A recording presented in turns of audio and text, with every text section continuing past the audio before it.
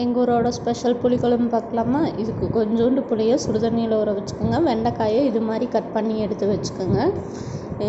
இது ரொம்ப simple ingredients தாங்க. இதை சாப்பிடாதவங்க திருப்பூர், பொள்ளாச்சி, கோயம்புத்தூர்காரங்க யாருமே இருக்க மாட்டாங்க. அடிக்கடி எங்கள் வீட்லேயும் செய்வாங்க. ஒரு கடாய் எடுத்து தேவையான அளவு எண்ணெய் ஊற்றிட்டு கடுகு போட்டுக்கோங்க. கடுகு நல்லா பொரிஞ்சதும் ஒரு 10லேருந்து 15 சின்ன வெங்காயம் போட்டுக்கோங்க. போட்டுட்டு இது கூடவே காரத்துக்கு 2 வரமிளகாயும் போட்டு நல்லா வதக்குங்க. வெட்டி வச்சுருக்கிற வெண்டைக்காயும் போட்டு நல்லா வதக்குங்க. வெண்டைக்காய் வந்துட்டு ஒரு அரை வேக்காடு வெந்ததும் புளியை கரைச்சி ஊற்றிக்குங்க. இது கூடயே தேவையான அளவு உப்பும் போட்டுக்கோங்க.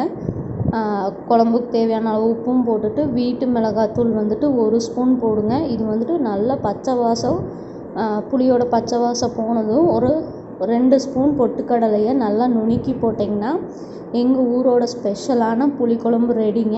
இது வாய்க்கு நல்லா ருசியாக நல்லா இருக்குங்க. செஞ்சு பார்த்துட்டு எப்படி இருக்குன்னு கமெண்ட் பண்ணுங்கள். யாரெல்லாம் சாப்பிட்ருக்கீங்கன்னு மறக்காமல் கமெண்ட் பண்ணுங்கள். பிடிச்சிருந்தா லைக் பண்ணுங்கள், ஷேர் பண்ணுங்கள், சப்ஸ்கிரைப் பண்ணுங்கள். பக்கத்தில் இருக்கிற பெல் ஐக்கனையும் கிளிக் பண்ணிக்கோங்க.